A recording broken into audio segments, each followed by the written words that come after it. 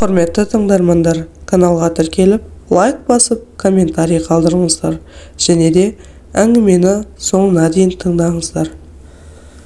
Асия әдемі қыз, бірақ тым аңғал, мінезі биязы, адамның бетіне тік қарамайтын ибалы бойжеткен. Таудың етегінде орналасқан шырайлы ауылда туып, сонда өсті. 11-ші сыныптан соң оқуға түсті. Жоғарғы оқу орнының оқу ақысын төлеуге жағдайы келмегендіктен колледжге түсті. Мұғалім болмақ. Мүмкін университетке түсер ме еді, егер әкесі бар болғанда. Асия 11 оқып жүргенде әкесі жүрек талмасынан қайтыс болған еді. Анасы 2 інісі мен қызын жалғыз өсіруге мәжбүр. Негізінде Асияның анасы әкесінің екінші әйелі. Бірақ бұрынғы әйелінің балалары бұларды жақын тарта қоймады.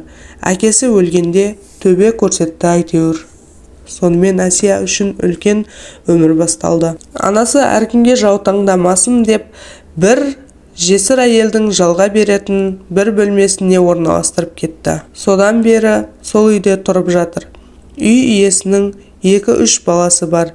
Бұған бір бөлмені босатып берген, иесі беймаз болғанымен оқитын жеріне жақын жеріне ыңғайлы. Асияның группасында қыз көп. Солардың ішінде 5-6-ауымен жақсы араласып кетті. Ақнұр екеуі тіпті жақын сөйлеседі. Ол бұдан кіші болғанымен әпкесі секілді ақыл айтатын еді. Ақнұр артық ешқайда шықпайтын.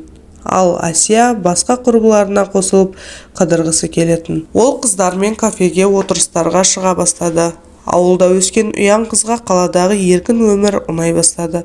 Ол енді ішімдіктің де дәмін татып көрді. Әр отырыс сайын ішіп құрбылармен көңіл көтеретін.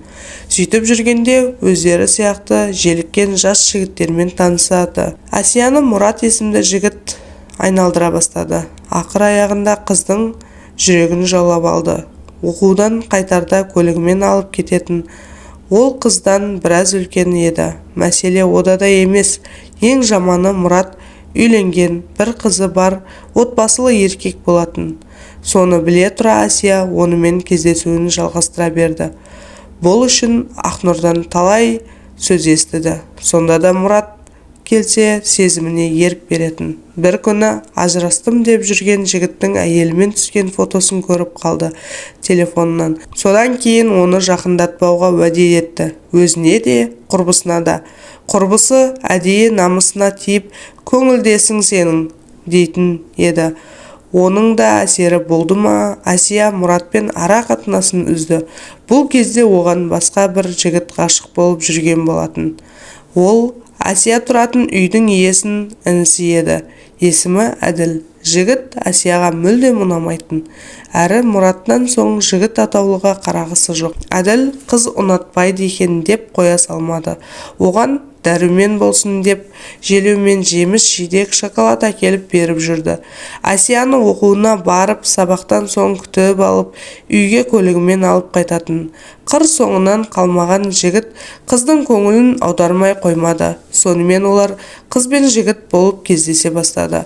Жұп болып жүргендеріне 5-6 айдай болды. Неге екені Ақнұрға Әділ де ұнамайтын. Жымысқы ойы бар адам секілді көрінетін.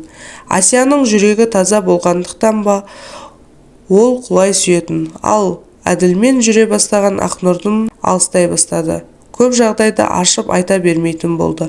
Сыр аша бермегенін құрбысы оның жаратылысынан деп жорыды да аса мән бермеді. Бір күні Асия басқа пәтерге көшіп, қыздармен тұратынын айтты. Бұған аса көңіл аудармады.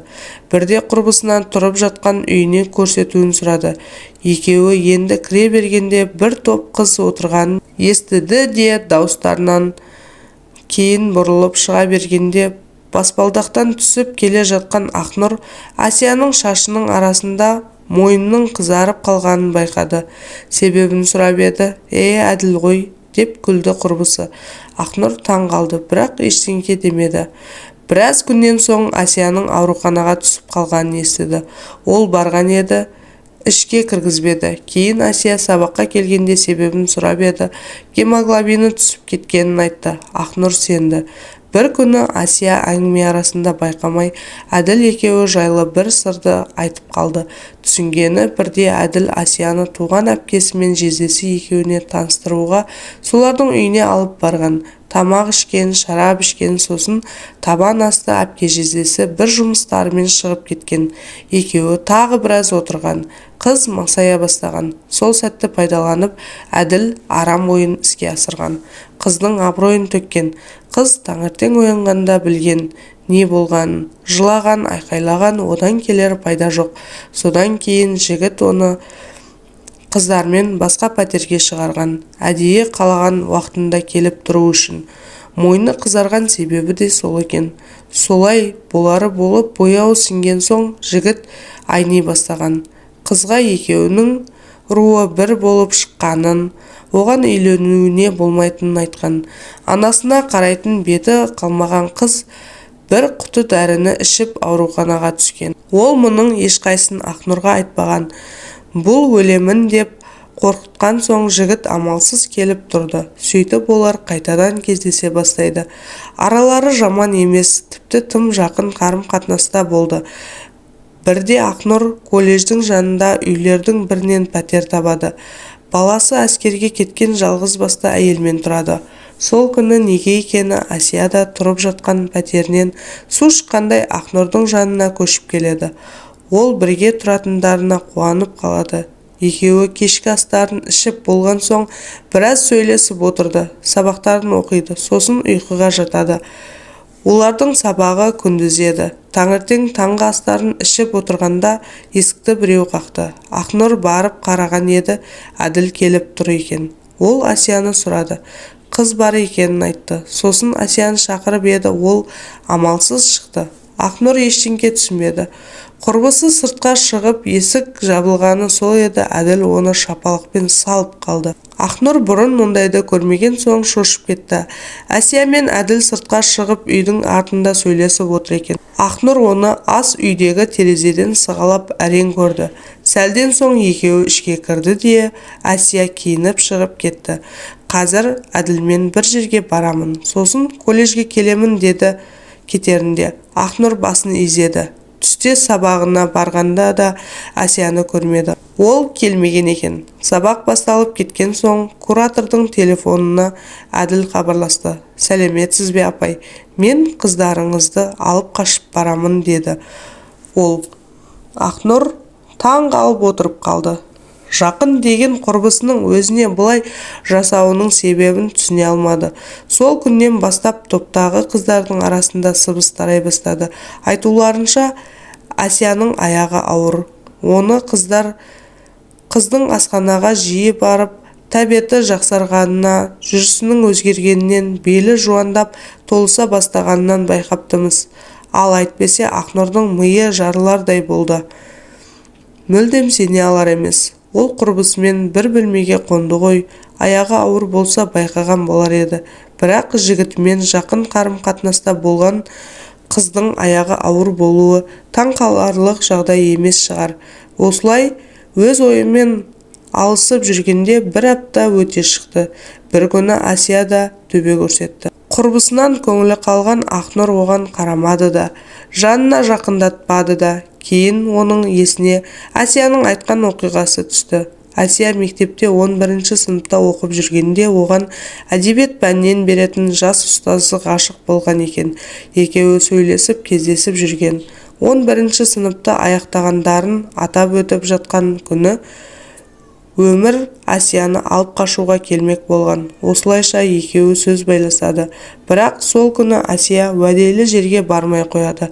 Тұрмысқа шыққысы келмей қалыпты. Жігіт үйіне де келеді. Асияның інісі шығып, әпкесінің үйде жоқ екенін айтады. Бұған намыстанған өмір сол күні көрші ауылдың бір қызын алып қашып келеді. Ойда жоқта басқа қызға үйленеді. Кейін Асия оқуға кетіп қалған соң, оның келіншегі ұл баланы дүниеге алып келгенін естиді.